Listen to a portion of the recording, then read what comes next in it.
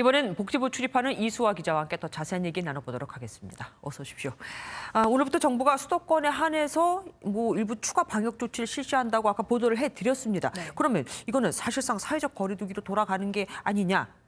묻지 않을 수가 없습니다. 네, 정부는 일단 아니라고 선을 그었습니다. 아니라고요? 공식 입장을 그대로 전해드린다면 일단 방역 단계는 크게 3단계로 나눌 수 있다고 합니다. 저희가 지금 하고 있는 생활 방역이 가장 강도가 낮은 1단계, 그다음 2단계가 사회적 거리두기, 그다음이 강화된 사회적 거리두기인데요. 일단 전국적으로는 1단계 생활 방역 수준을 유지하면서 말씀하신 대로 수도권에만 일부 추가 조치를 덧붙이는 건데요. 굳이 이름을 붙이자면 강화된 생활 방역 정도가 되겠습니다. 하지만 말 그대로 몇 가지 방역 조치를 추가하는 것이지 수도권도 2단계 사회적 거리두기로의 회귀는 아니라는 것을 재차 강조했습니다. 예. 그러면 2단계 사회적 거리두기하고 이번 발표가 뭐가 다른 겁니까? 네, 기억하시겠지만 사회적 거리두기 때는 이 신천지 교회에서 처음 집단 감염이 나오면서 종교 시설을 포함해서 전국적으로 광범위한 다중 이용 시설에 대한 거리두기, 집합 제한을 두는 것이었습니다. 하지만 이번에는 학원, PC방, 노래방을 콕 집어서 여기에 대한 이용 자제 권고가 이뤄졌습니다.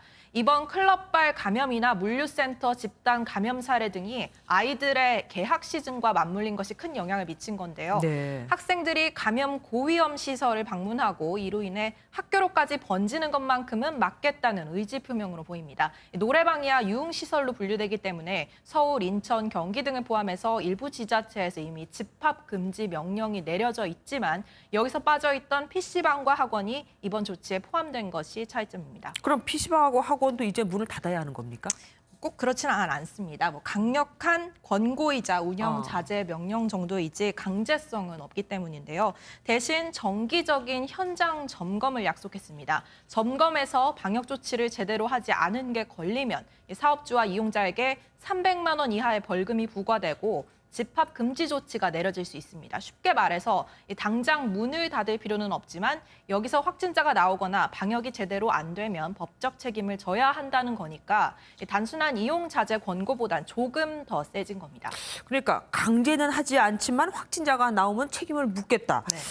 사실 이걸로 충분할까? 불안해하는 부모님도 꽤 계실 거예요. 여기에 대한 입장도 나왔습니까? 네, 정부가 지난 6일 사회적 거리두기에서 생활 방역으로 전환을 하면서 유지 조건을 내걸었는데 이게 하루 신규 환자가 50명 미만, 감염 경로 미확인 사례가 5% 이내였습니다. 그리고 오늘 처음 신규 확진자 수가 79명으로 50명을 넘으면서 이 조건이 깨진 거죠. 네. 그런데 사실 오전까지만 해도 정부 입장은 생활 방역을 그대로 유지하겠다고 했습니다. 1단계. 네, 오늘 하루 10명이 넘었다고 해서 바로 바꿀 수 없다는 입장이었는데 오후에 추가 조치가 나온 겁니다.